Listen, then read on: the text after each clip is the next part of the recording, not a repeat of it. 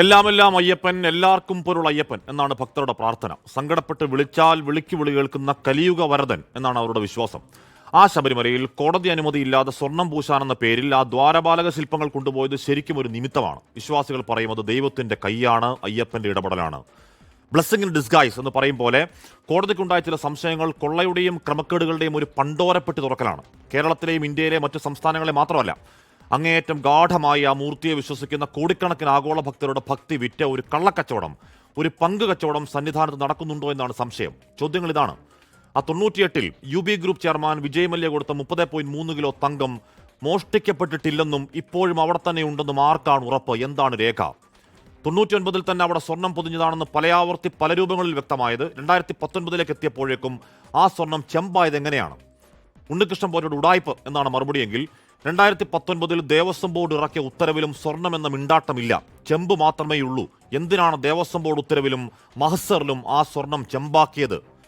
കൊണ്ടുപോയ ദ്വാരപാലകരെ മാസമൊന്നായിട്ടും കാണുന്നില്ലെങ്കിൽ എവിടെയാണോ പോറ്റി താൻ കൊണ്ടുപോയ സ്വർണ്ണപ്പാളി എന്നൊരു സ്വാഭാവിക ചോദ്യം ഉണ്ടാവണ്ടേ? ആരും ചോദിക്കാഞ്ഞത് എന്താണ്?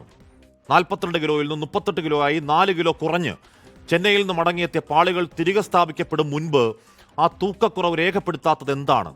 ആ കുറവ് അന്വേഷിക്കണമെന്ന ബോധ്യം ദേവസ്വം ബോർഡിന് ഉണ്ടാവാഞ്ഞത് എന്താണ്?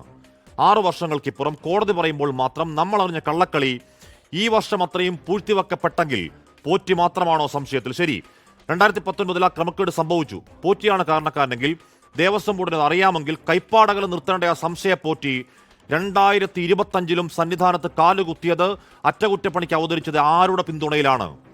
എല്ലാം പോറ്റി എന്ന കുറ്റച്ചാർത്തും പോറ്റി കേന്ദ്രീകൃത അന്വേഷണവും അയ്യപ്പ സംഗമം തകർക്കാനുള്ള ഗൂഢാലോചന എന്ന രാഷ്ട്രീയ കുയുക്തിയും നാലായി മടക്കി കയ്യിൽ വെക്കണം.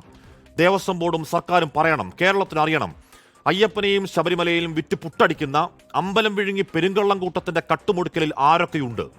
സ്പോൺസർ വേഷധാരിയെ അവതരിച്ച ശ്രീമാൻ ഉണ്ണികൃഷ്ണന്റെ യഥാർത്ഥ സ്പോൺസർ ആരാണ്? അയാൾ ആരുടെ ബനാമി?